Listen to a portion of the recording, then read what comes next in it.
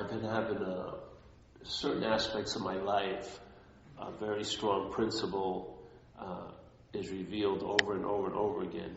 And this topic is important to me, so when it is revealed, it produces, because I have a lot of frustration when it doesn't work out, but it's revealed to me a very important principle, and that is the value of a correct diagnosis. Yeah? It's very, very, very, very important. Like my newest one was just today. I had to go see this ear, nose, and throat guy because pretty bad sinuses or whatever. And before I went to see him for the last week or two, the best I could come up with was to do these nasal sprays and every once in a while do a neti wah pot, Thank God I didn't take any allergy medication or anything. And so I go and he looks at the CAT scan that the hospital did and he reads the thing and he just looks at my nose and then like a split second he says, oh, there's polyps in there. Yeah, and he actually operated on me like 15 years ago for the same thing. And he says, there's no way anything can get in, so all your sprays were just hitting the polyp and just coming back. Everything I was taking was thwarted by the presence of the polyp. Yeah. So here I am religiously swishing up. Then nothing could get in there, only one side worked, whatever. And probably it irritated the polyps a lot more than if I hadn't done anything. Yeah? So the polyps grew bigger eating my solutions. Yeah? It's mind-boggling. This has happened to me many times in my life where I have this noble feeling that I'm doing the best I can do. I study and I like that, but I haven't the diagnosis isn't correct. Yeah? I'm thinking I have like allergies or sinusitis, whatever the hell you say it. And so I religiously jump into a path of action based on that knowledge. Yet the path of action, in a very, very ironic way, produces a stronger adverse effect on the exact thing I wanted to sort of get relief from. Yeah? And the more I'm paying out for the stuff, and the more religious I'm doing it, and the more hope has to arise because no real reaction has occurred, and that carrot, but it's going to work. It works for others. Goes on, but really nothing goes. Yeah, and I have about 8 of them in my life. This is what I truly believe with alcoholism. Now, because of alcoholism, it's so extremely hostile that if you get a little bit of relief from it, it seems like a huge amount of relief from it. Yeah.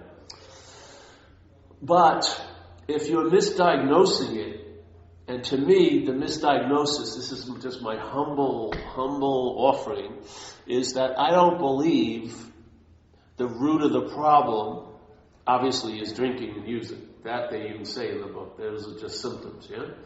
I don't believe what they say is the root of the problem, which is obsession with self. Yeah, we're extremely self-centered, and that's all we do is think about us. Yeah, that is the activity of the problem. Yeah, that's the activity of the root cause.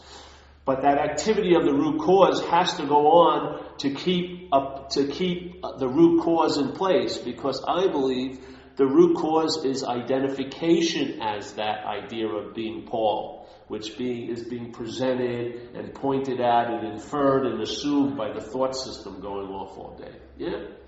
That feeling of being a long-lasting, independent, separate entity.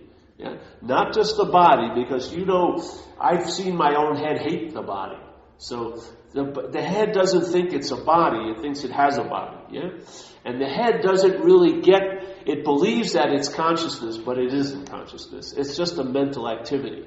But it has taken and claimed the onness and the aware quality of being alive as its own, and it's fixated that idea with the body as its fucking proof. Yeah? So I'm the one who's seeing, I'm the one who's hearing, I'm the one who's feeling, I'm the one who's tasting, I'm the one who's touching, yeah, or smelling. But if you just look at the bodily functions, you can't say you're the one who's digesting. You can't say you're the one who's shitting. You can't say you're the one who's pumping the heart. You can't say you're the one that's running the nervous system. The only thing you can have a little bit of say about is the process of breathing. It's the only main process of the body that's half voluntary and half involuntary. Every other process is involuntary. Yeah.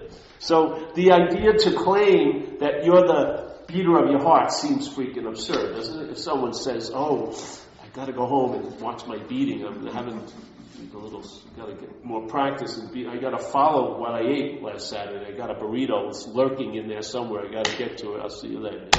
Yeah. And then you would laugh, ha ha ha ha. But you're assuming you're the thinker of the thoughts, aren't you? The way the thought stream is being held is they're yours. Is there? That you have something to do with them. And actually to the point where you believe you're the thinker of them. Yeah? Yet all the other demonstrations of main processes of what we call being alive are totally involuntary. They're going off as if they were predestined to do what they're doing. Yeah? And you have the idea of you has very little say in the matter. You can destroy it, but you can't do much else, right? But this very subtle process of the brain and the body, yeah?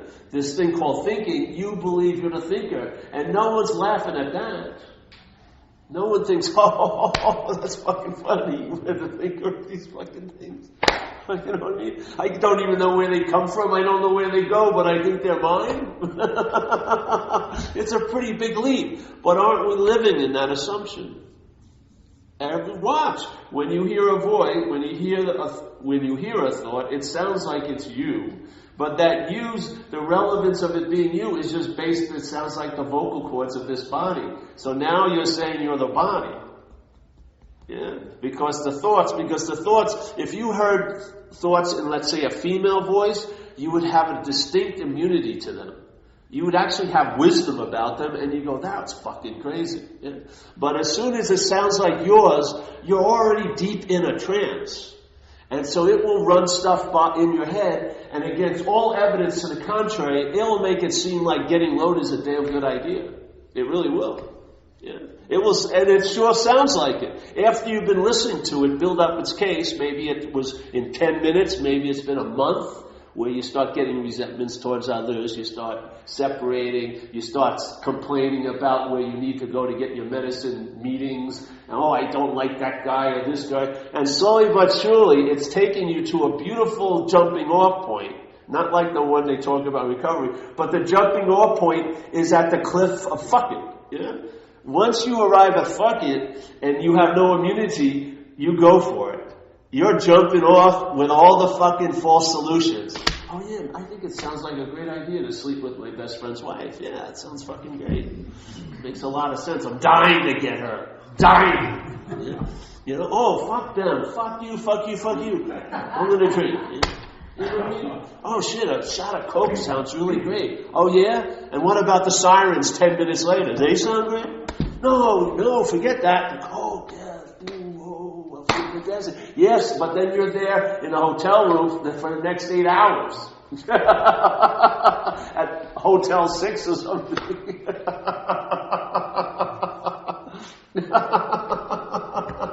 Jesus. And it jackpots us all the fucking time. We have no immunity to it. I'm saying the first place where the immunity is lost is seeing a thought and thinking it's yours. Because that's what it is. That one thought that it's yours precedes all the other thoughts. That's the bonding. It's not the thoughts that are running by all day. It's the first one, which is they're mine.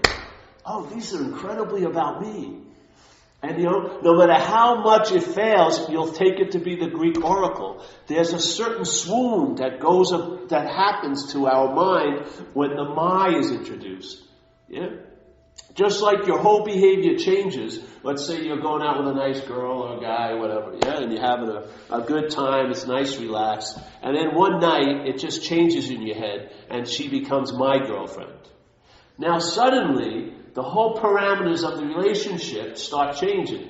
Now you start thinking you have the right to know what she's doing when she's not with you, because she's my girlfriend. Maybe it will go to an extreme where you'll be breaking into her email. And so let's see who Deb's, communicating with lately. This didn't come across your head at all until the my got introduced to it. The my changes fucking everything. Yeah. The real solution isn't on the other side of my, where you have to start disavowing what was never yours to begin with, but before it's claimed, to live in the disavowment of being the owner of these things, to being the owner of the thoughts, to being the owner of the feelings, and then an immunity grows. You see feelings and thoughts, you still see them in all the ways you see them, hearing, sensing them, feeling them, whatever, but there's a difference in it. There's a difference because now it isn't a thought, right? Dealing with a thought. You are something prior to the thought. You are an awareness or a consciousness or a spirit. And that's the solution to being fooled by thoughts. Because you're not a thought at that point. But when you believe fervently you're the thinker of the thoughts, that is a thought. You've given up your sense of your spiritual nature, and you've been taken on a mental nature. Yeah? You're totally based on a thought system. You become the center of self-centeredness. And that system has failed us. It says it very clearly in the fear inventory. Why are you in so much fear today? Why? Simple question. Why are you in so much fear today? Well, let me tell you the ways. Nope, he doesn't let us do that. He stops it with a period. He says, isn't it because self-reliance has failed us? And then he leaves it at that. Sit with that. Jesus Christ. So he's saying, all the anxiety I have, all of it, no matter what different topic it's about, but all of it isn't generated by the topic, but it's generated by reliance on self. The topic is just tickling what's already there. Just like with bad sinuses, everything can be disruptive. You're like open to be affected by everything. A cold day going up there hurts like hell. Allergies attack you. It's not so much the allergies, they're just potential possibilities, but you're sitting there like a nest for them all. You're like in a petri dish, asking for germs to fucking come in and mutate with you. Yeah? So the solution isn't there, it's this way. Yeah? That's why it says the daily reprieve, in recovery, the daily reprieve is contingent on the maintenance of our spiritual condition. To me, the highest form of maintenance of a spiritual condition is the realization you are one. Yeah? You cannot have that realization as a mental product. You cannot. You'll think you're spiritual, but you'll be thinking you're spiritual from a mental product. That's not spiritual. Spiritual is spirit. You are either spirit or you're not. You are not a body that can become spiritual, and you're definitely not a mental process that can become spiritual. It's a mental process already. Yeah? It can't leave its own foundation. Just like they say, self can't get out of self. Why? Because self is projected in a system of thought and interpretation called self-centeredness. If it could possibly leave there, which it can't, it would be no thing. It can't leave what's making it. If it were left what is making it, it wouldn't be made, and therefore wouldn't appear to exist. You can have that realization now. It's the spiritual revelation. That's what it is. You realize you've never existed as this mental idea. So an immunity starts building. How does that translate? I don't know how it's going to translate for you. That's the beauty of it. The translation will be all unique, but where it's stemming from will not be. Yeah? There's one will of the solution, and yet it varies whatever chalice it comes through. Yeah? That's the beauty of it. But you will travel lighter. And in traveling lighter, you'll get to know, first of all, you'll know the problem from the solution. Instead of trying to know the problem from the problem or trying to know the solution from the problem, you actually know the problem from the solution. And what that really is, what it boils down to, the problem, no matter how increasingly heavy it seems to be, is inherently imaginary. It's an appearance that has to be fortified all day. That's why your mind is obsessing over a self. If you were a self, you wouldn't need one thought to feel like one. You would be a self. Yeah? The feeling of being a self would already be there. You wouldn't have to have thousands of thoughts all day to reinforce the idea of being you. And where are most of those thoughts based on? Are they based on the reality of being alive now or past or future? They come from the past and project into a future. They're not even a product of here. They're a product happening here, but they're not a product of here. They're a product of this fascination with there and then. And it produces an irritability and restlessness and discontentment. And that demand becomes the imperative. You're going to seek like crazy to get relief. Yet, just like I've been seeking like crazy to get relief from the sinuses, without the right diagnosis, the results are nil unless let go absolutely. Unless all the old ideas are let go absolutely, the results are actually nil. That's a pretty profound statement he's making, yeah? Now, what to me is the oldest idea? The oldest idea I've ever entertained is that I'm a body, that I'm this mental projection, yeah? Without that being looked at, the results will be nil because even recovery will be claimed by the problem. Yeah. When the diseases aspects are being expressed in my life, I will be wringing the truth of them by saying they're mine. These are my resentments. These are my fears. These are mine acting out. You can't profess allegiance to the solution from the problem. You have to just see you're not the problem. That's the solution. Yeah. Why would he say in the book, I'm pretty sure it says this, I haven't read it in a while, but that we're not people who have a problem, we are the problem. Yeah. Now, if you really are the problem, you're up shit's creek, really, because it seems to be you're going to be the you until you die, and you are. You know what I mean? Maybe you can add some additions and subtract, but basically, you're not going to get rid of you. So if you are the problem, then it's very clear. It doesn't say you have a problem. You are the problem. How could you be or seemingly be the problem? By being identified as the problem. If you were identified as the problem, the feeling would be you are the problem. Because you would be claiming to be the parasite of alcoholism. You would actually be claiming to be that. So at that moment, for all intents and purposes, you are living as if you're the problem. It's not true, it's appearing to be true or false to us, but for all intents and purposes, I am the problem. So that's an incredibly sound statement. Because if it was anything other than identification as, it would be you have a problem. You have alcoholism. You have a problem. You drink too much. You have a problem. You don't have enough money. You have a problem. You haven't been screwed in years. You have a problem. You have a problem. You have a problem. And that would make sense. But he's not going that way. He's saying you are the problem. The only way I could feel that would be through identification as. I couldn't, no matter how much I obsessed over Coke, and I obsessed over Coke. I mean, I liked shooting Coke, but I never thought I was cocaine, ever. I never crossed that line and became cocaine. You know what I mean? If I did, I wouldn't have wanted to shoot Coke. If I was already Coke. It would be redundant. I'm going to shoot some more of me. But we're starting way past an obsession. We're identified as.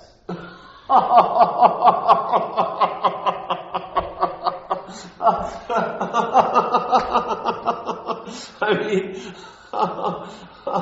that's why its immunity is the immunity to the solution. The solution produces an immunity to the problem. The problem produces an immunity to the solution. How? Because it claims to be you. So when you approach the solution, you're approaching it as the fucking problem.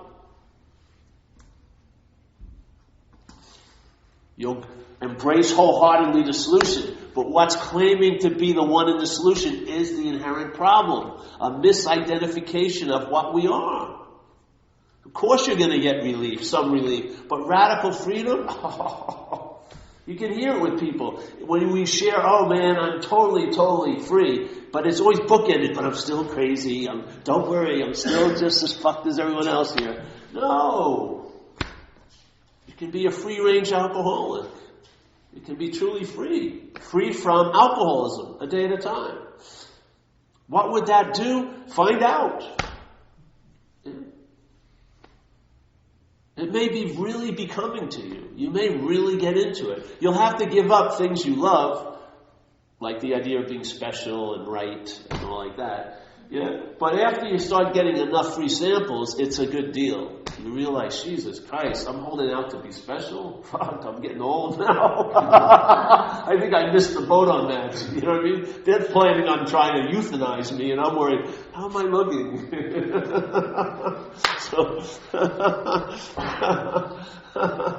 So this is more about us. And you think a lot of times it would be like this, but it's more like this. It just like spreads. You feel really, really here. Yeah. Where my whole idea of spirituality is transcending here. It's actually the actualization of this has been a really being here. And this is how you get out of here, is by really being here. I was trying to get out of here my whole life, and it never worked. Yeah? And I would match my conviction with drug addiction to any spiritual devotee of all time. And yet, I didn't transcend the situation through drugs. Nor do I believe you can transcend the situation through spiritual practices. Because you can't transcend something that's not here. It's not so. It's like a vast mental oasis that has oases. How would you say a dual oasis? Oases? These has oases in the oasis. Yeah? We don't get that we're in the big oasis, and we're looking around for all the oasis, and we're thinking, oh, it's not there, but we're actually living in the biggest one. We're living from there. Watch people, how much they're seeking. If they were really happy, why would they seek so much? If they were satisfied, why would they be so open to buy the newest thing in the back of a magazine, promise you to lose 10 pounds in 50 days or something? Why is this incessant seeking to improve and get better arising all the time, it seems like? Yeah. There must be something that's just not right. And it doesn't seem to ever turn into a long-lasting rightness by our activities. It seems like you get into some Buddhism and then you need turbocharged Buddhism 5 years after. Or, you run and then you got to buy all the outfits, now you're running, whatever. And on, it's always more, the idea of more. If you like this, more. But this is really another way about it. It's like you're going to get nothing, and there's nothing you can do with nothing. The mind will try to make it something, but it will persistently stay nothing. Yeah. And I tell you, nothing is the gift that keeps on giving. Really. If you can get back to what you exactly are right now, with no added to it, nothing added to it, that is... something will ding, like for me it was an unspoken yes, and then that little chronic dissatisfaction became a certain ease and comfort. Yeah. So you know the tree by the fruit. Something, if you fall upon something that's worked for a real long time, and the more you work, the more you're in it, the less work it's needed. In other words, it sustains itself. Then you're on to something, man. To me, that's freedom.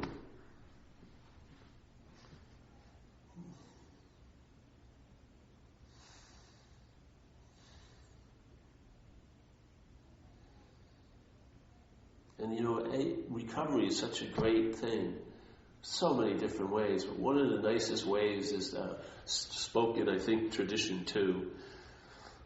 I'm going to change. Maybe I don't know what they meant by saying it, but it says, there's a loving God or a loving power that's going to express itself through our group conscience. So when we get together, we open up to some portal, and some other presence other than our preoccupation with me can override each and every one of us. And so individually we may all be assholes, but when we get together, it's a sweet perfume gets produced, yeah? And yet after the meeting, you probably may hate the person or the focus. But in the meeting, if you can really just sit there, it always seems to be there. I mean, I found meetings that I like, and so it seems so. And why I like them is because it works. It has a great batting average, that meeting. It just seems like, yeah? There's just a ready sense. And it motivates me. Like the drive, wake up Sunday morning and drive to San Rafael. You didn't used to do anything like that. I just wouldn't go if it was like 20 minutes away. But because I found a little home there, it's just it's like that tribal feeling, and then going to like the fire at night with the whole community. It's just a wonderful sense goes on, sense of belonging, other different senses, and this presence. This, what do you want to call? I don't call it a conditioned spirit. I'd say it's the context, that awareness. And we have all the possibility, because the easiest way to get out of an alcoholic mind is through service, and we have a never-ending supply of people coming in and going out, to participate in that great act of sharing the message. Either you giving the message and they receiving it, or, you carrying the message and they receiving it, or them carrying the message and you receive it. It's a beautiful, symbiotic dance we all do. Yeah, it's a great, unbelievable position to be in. And they're all over the world. I've gone to Bombay, everywhere else, Indonesia, Malaysia, gone to meetings everywhere. And that same flavor, because it's you, that's the flavor bringer, is you. If you've been touched by the event of being taken out of hell, there's a certain a deep gratitude you may not even know you have. It's almost like your attitude's infused with it, at least about that one topic of not being in hell anymore. Yeah, because after being in hell for quite a while in this place called time, my mind, the absence of that hell is a great presence in my day. Yeah, it's a living presence, the absence of that shit. And I get to be reminded every time I come to meetings of what happens.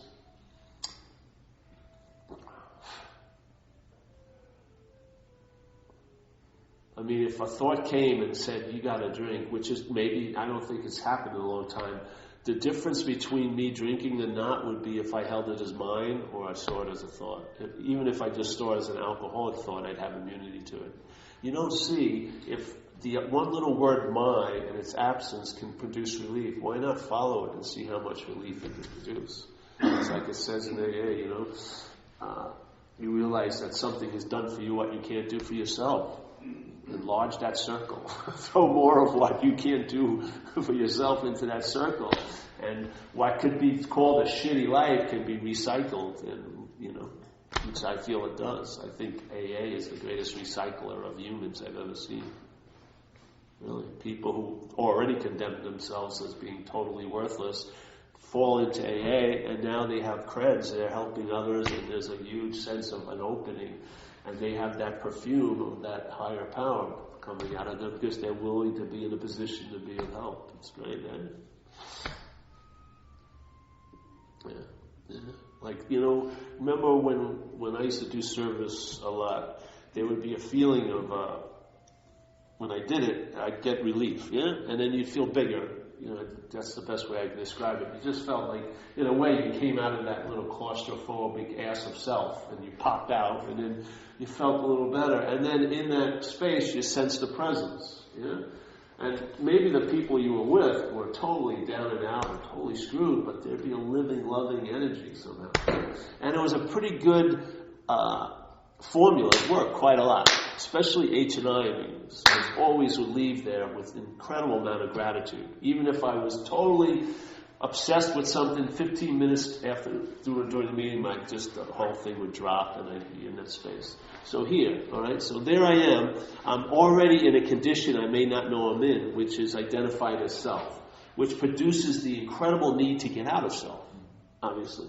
The more you're obsessed with yourself, the more you're going to be seeking to get out. Yeah? The dilemma is the thing that believes it's getting out is also self. Yeah? Which always has you returning back into a deeper level of being in self. Yeah? Even when you get out of self, it even makes it worse when you get back into a deeper level of being in it, because you think, I was out of it one time. So it really, its own relief is used to create excruciating suffering once it's claimed. It uses an experience. You called yourself so fortunate, but now you're as unlucky as hell. One experience that you were out of self once, but now it seems like you're always in self, and it makes it worse because you were once out of self. So here I am, I do service, and I get out of self. And then I feel this space. I'm feeling, what it is you're available. You're available to others. And when I'm available to others, I sense then there's this presence, yeah? What would happen if you're the presence that you sensed? Because it's just the way you sense you as a body. You sense it. Yet this is called you. You sense a presence. Why don't you say that as you? Yeah. Maybe if you got a hit that was you, and maybe the next time service produced that state of the absence of self, and you said, hey, maybe I'm that. If you're that, then you are the presence that you sensed when you got out of self. You are actually that. That would mean and the word is beautiful, presence, that means you're available. No matter what you're fucking thinking you are, you're available to what's happening, yeah? And if you're available, you're of service. Isn't that incredible? To me, alright, on this one level, I've got to do service to get out of self. But in the same arena, there's another level that's the presence that you used to sense when you got out of self. And so now, when you seem to go in self, you rely on that. So even if you seem to go in self, you always return that you're out of self. Instead of getting out of self and always returning to be in self. Because when you return to be in self, most of your time seems to be in self. And a little of the time seems to be out of self. This is the exact opposite. Most of your time is quote unquote what you'd say out of self, and then maybe a few times you're in self. You know, it's a whole fucking game changer. The difference between irritable restlessness and discontent as the baseline and ease and comfort as the baseline. That's what it's like. Yeah. So the presence I sense when I'm out of self. Maybe that's what I truly am, is that presence I'm sensing. I'm calling it something else because I'm still identified as this. So this has to become a knower of God. It can't be God. Like Ramana Maharshi said, a great master from India, says, when you know God, to know God is to be God. That's what it's actually like. But what happens with us, the stubbornness of the identification is, when we know God, we become a knower of God. This is still the fucking center of the universe. This still is self-centeredness. Yeah? And it's a failed system. It provokes all the anxiety you're ever going to have. You can always root it back to self-centeredness. Jesus Christ, how can I get relief from self as self? You can't. But maybe if I'm not self, bang, that's the relief. Exactly. We have a perfect way of life to maintain that being out of self as a real prior condition through the steps of AA. The steps of AA allow us to recognize the parasite. When you recognize the parasite, the mind kicks into, hey, I can be free of that because I'm not that. You can't entertain true freedom as it. You can't. I don't know, maybe you can. I didn't find it in this mind.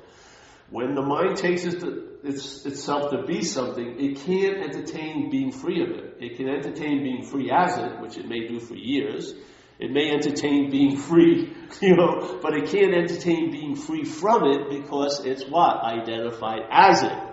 If the identification as it is in place, there's really no help in a sense. There's tons of help, but no radical shift's going to happen, in my view. So, there you go. That's the presentation. Could get me lynched. I'm sort of insignificant, in a way. We all are. If people don't agree with you, they basically shut you off. Yeah, so all of that happens. The self has a lot of this parasite. It's pretty good. Its strategy, because it knew it's such a hostile strain. Yeah. When it takes you over as a host, it doesn't treat you well, does it? No. It sucks you fucking dry, and you're lucky if you die young. A lot of people just keep on, and because the parasite doesn't want to lose its host, You know what I mean? It just sucks you. You get limps, abscesses, failed marriages, bankruptcy, but you're still ticking. It's like, you can't kill it, you know? It's like a palmetto bug or something, like a cockroach. I once had, in Florida, they have palmetto bugs. They're like huge cockroaches, big, like fucking battleship cockroaches. And, they can fly for about 15 feet, but it doesn't seem like they have any navigational system. They just fly all over. And I had a house. I was living with these nudists, really. I didn't like being nude, but I was living with a family of nudists in South Florida, in Coconut Grove. And I rented this room, and it was a nice place, and, nice little junglish backyard. But at night, I'd hear these things making noise in the room. And then I saw them, and there was two of them. So I got all these candles around I had a futon, these candles as sort of like trying to keep them from getting into the inner circle where I was sleeping. But I'd be awake sometimes. I'd hear them going through the dresser. And I had these shoes back then. There was these shoes they called earth shoes. It only had a couple of years, but a lot of people in spirituality had them. And so I had them. They were like 5 pounds each, Very good. So one night I waited. I stayed up to hear the fucking palmetto bugs. And I heard one, and then one was skimpering across the ground. There was no rug on it. It was just a wood floor. So I slowly went up to him, and I had the earth shoe, and I squished it. I just went, whack, and I squished it. And I had a paper bag I was going to put in. And it was like this for like 5 seconds, and suddenly went... It got up and started crying, and I said, fuck it. I moved out. I surrendered to the palmetto bugs. Really, he scared the living hell out of me. He couldn't kill the fucking thing. Well, this thing is a nasty mental parasite. And yet, if it's going to take the host, it's got to have a good strategy. Because let's say like a big palmetto bug flew right on you now. You'd flip out like this. And your first reaction would be like this, right? You wouldn't be going, oh, look at this ugly, incredible alien-looking insect. You fucking, and you try to get away as far as you could. Now, in a sense, the parasite of alcohol is a lot nastier than these bugs. They may look nasty, but this thing is fucking nasty. Yeah. But when it takes us over, we don't throw it off, do we? We don't shake it off. We don't, do we? It sort of ingratiates itself immediately into the system and starts talking as if it's us. It starts taking over our life. You're not like you when you were 6 years old after you started drinking. A lot of the qualities that you had since you were a kid get dismissed after a few years of drinking and using drugs. Yeah, you become almost like a ghost or it hollows you out if you really go to the extreme. Yeah? Yet, why is it that the host can't get away from the parasite? Doesn't even think about getting away from the parasite because it's identified as the parasite. And it thinks about freedom a lot. I mean, every time I shot dope, I was struck. That's what I wanted. I wanted to escape. My whole life was about fucking escaping from right now. So that urge or that drive was in place perfectly, wanting to escape from what I thought was bad. But my mind was locked into a weird little handcuff, which is it took itself to be what it wanted to get out of. Yeah? So that immediately, it already made all of its journeys a failed one because no radical relief from the bondage of self ever could last. Because I was actively taking myself to be that. Yeah. So what happens? You start entertaining freedom as it, which usually doesn't work well, does it? He finds this the greatest of all great messages, and after a few years of practicing it, you're looking for a new turbocharged message or another thing. It doesn't seem to be, nothing really tends to work for a long-lasting period of time. But this, if I'm not that, then the mind, because its ability to entertain is unbelievable, it can entertain, hey, I can be free from it. And maybe the rest of your life is going to be the expression of the mind entertaining the possibility it can be free from alcoholism. Maybe that's what it's going to look like as an expression. Yeah, I like that one. I would say that captures it for me in a sense. My mind is just entertaining the possibility of being free from that. And it just shows me more and more levels of expression about what that freedom could look like, a day at a time. And it's just an incredible, curious, self-sustaining expression. But the first knot is what it needed to be liberated from, the knot of being identified as. It needed to entertain the possibility, hey, maybe I'm not that. And now it's actualizing I'm not that in a lot of ways that you can't imagine while you're living. Yeah? But it's what seemed to be going to a dead end, it just keeps opening up. I'm getting healthier as I get older. All this shit's happening. The whole momentum of that fucking failed story seems to have been interrupted and a whole new story popped out. Yeah? It's mind-boggling. I mean, someone who knows me, 3 years ago I didn't look like this at all. So much healthier. I was near death's door. Yeah? It's chronically fucked most of the time. And yet somehow something happened. I met the right person, and now I'm going in the opposite direction. Getting healthier in a way as I get older. Totally contrary to my thought system. Totally contrary to it. But I don't rely on the thought system because it's not mine. Yeah, it's not mine. That's the immunity. So if you're just coming into recovery, listen to people share. And I bet you after a few months, that sense of terminal uniqueness, that shell of terminal uniqueness will start getting cracked. Because it'll sure sound like people have your thoughts and your feelings and your reactions to life. And how could that possibly be if they were yours? They're not yours, that's why. Because we're all been taken over by the same parasite called alcoholism. We're all maybe hundreds of thousands of different hosts, but we express the same characteristics into our life. Because what's running the show is the same fucking parasite called alcoholism.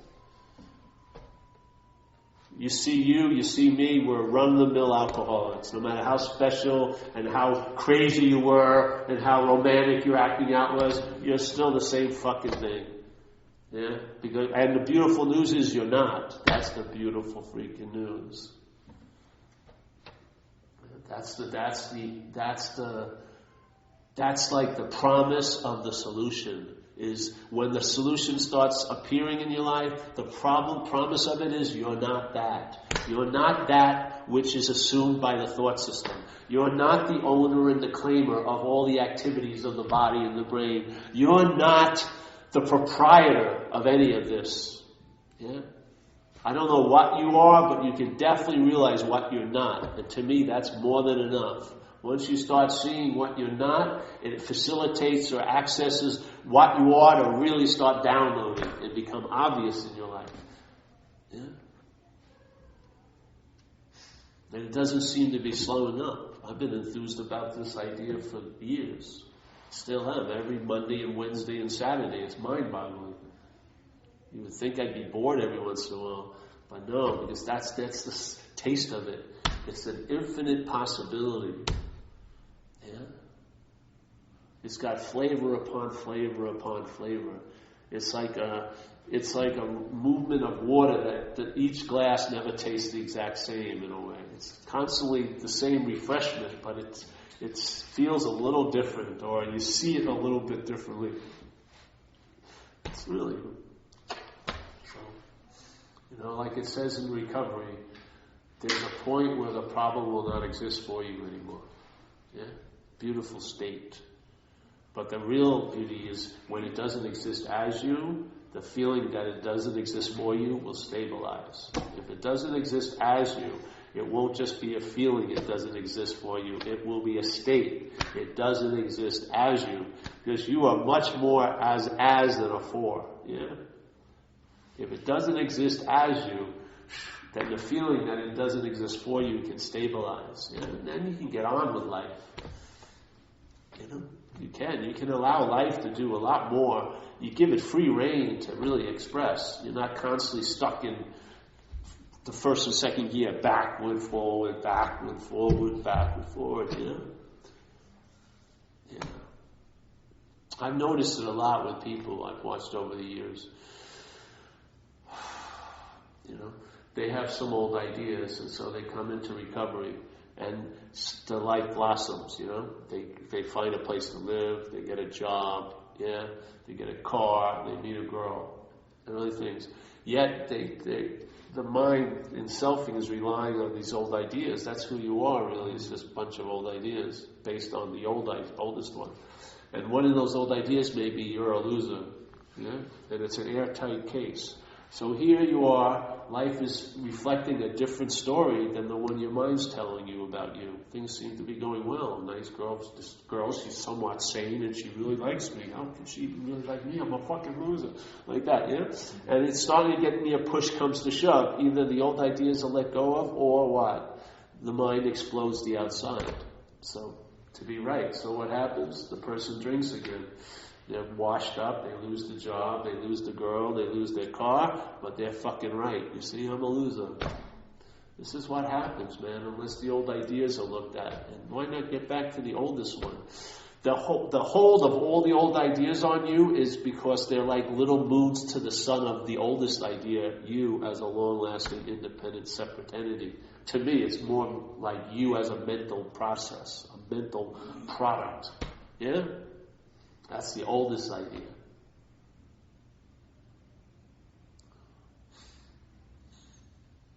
It's like the Course, they have a great Course in Miracles. I don't know if you ever heard that. Course in Miracles is, it's an interesting book. But they have a lesson for every day. And supposedly, if you follow the Course, you do a lesson a day, 365 days. Hopefully you're not practicing it on a leap year, 366 days. And the second lesson is a beautiful statement about perception here. And it's, you and I give everything all the meaning it has. Yeah?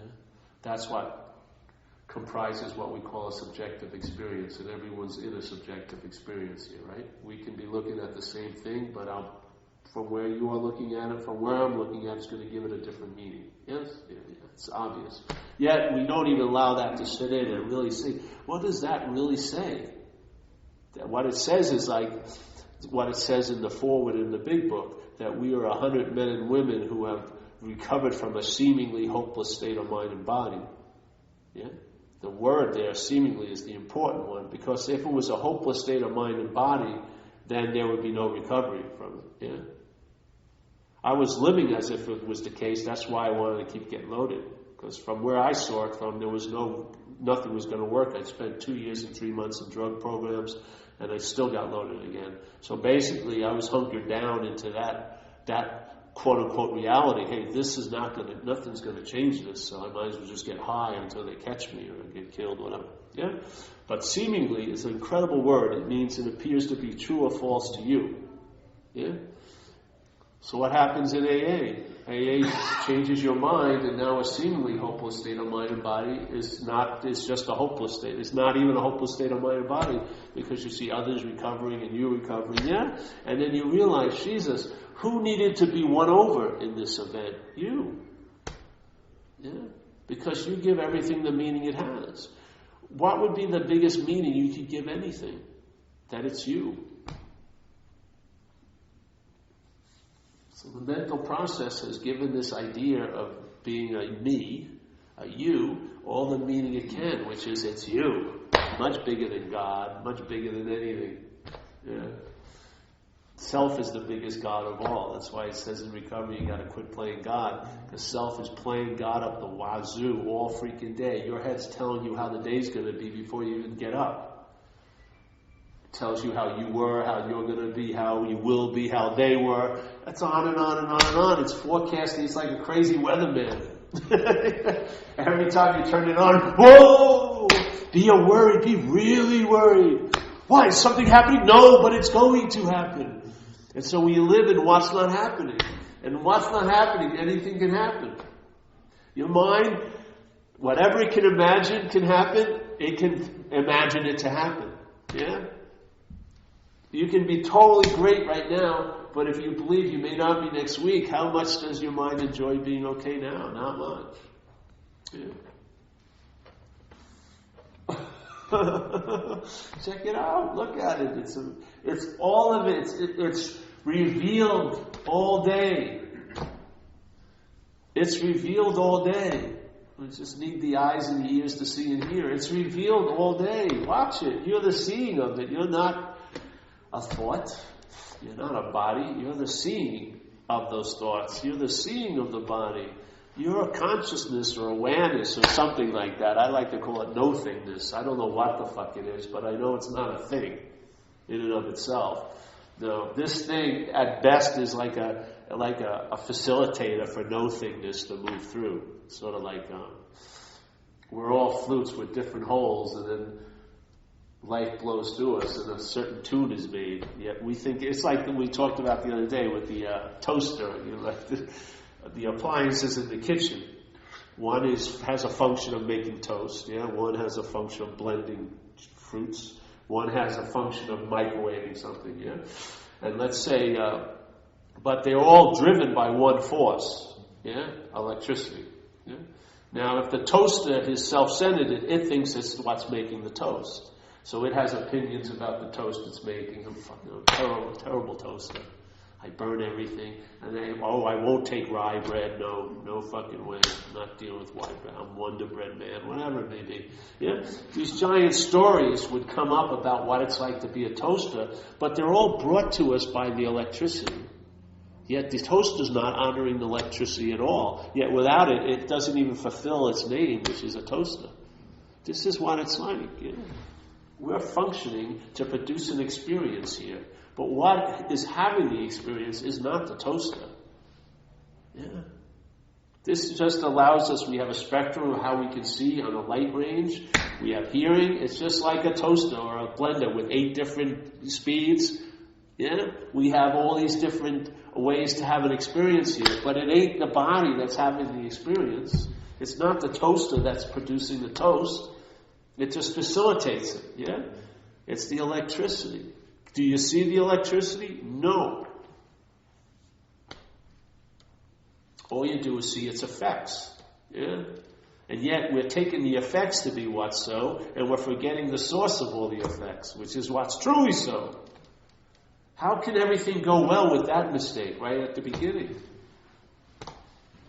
It's like if I wanted to go to Des Moines, yeah, and I swore I was going to take 20,000 steps, but the first step was in the wrong direction. I could take 50,000 steps. I'm still not going to get to Des Moines because I'm not going the right way. Maybe get the diagnosis correct. Check it out. Yeah. AA is an incredible way of life. It can really provide an ample platform for illumination. Really. Illumination can settle in this way into this way of life. We have a sense of belonging. The illumination, it's a perfect conveyor for the illumination. But we are the light. We are the light. Yeah? These things just facilitate the light being let's say the brightness of it or the awareness of it, but they don't produce the light. Yeah? So, it's great news.